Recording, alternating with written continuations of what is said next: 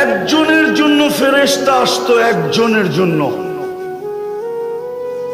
সাহাবী রাসূলকে ডাকাতে ধরছে, ডাকাত বলছে তোকে হত্যা করব, তারপরে তোর মাল নিয়ে বাড়িতে যাব।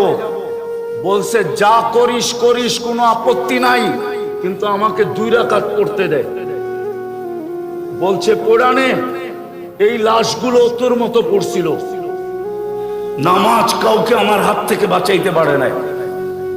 তো 2 রাকাত পড়ার পরে যখন ভয়ে ভয়ে ডান দিকে প্রথম সালাম ফিরাইতেছিলেন, তো দেখছেন এক সুদর্শন যুবক খোলা তরবারি হাতে দাঁড়ায় আছে, চেহারার থেকে চাঁদের চেয়েও বেশি আলো ঝলকায়া পড়তেছে। বাম দিকে সালাম ফিরায় তাড়াতাড়ি জিজ্ঞাসা করছে তুমি কে? বলছে আশ্চর্যের বিষয়, ডাইকা আনলা নিজে, আবার জিজ্ঞাসা করো তুমি কে?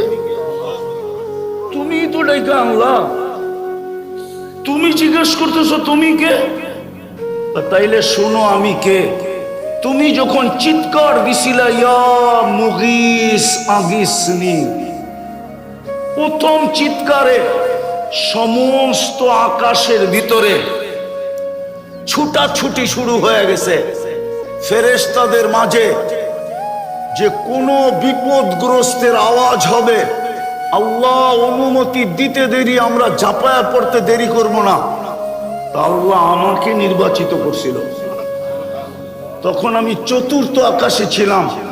দ্বিতীয়বার যখন তুমি চিৎকার দিছ, তো আমি 4 আকাশ অতিক্রম করে ফেলছি।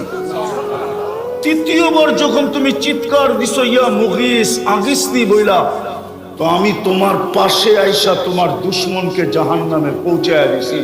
ওই যে দেখো পড়া আছে, লাশ থেকে আগুন ধাউ ধাউ করে জ্বলতেছে।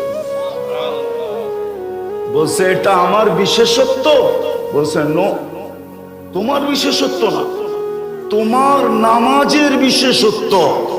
তোমার মতো নামাজ যে কিয়ামতের সকাল পর্যন্ত উপহার দিবে, ওর জন্য আমি কিয়ামতের সকাল পর্যন্ত বেঁচে থাকবো।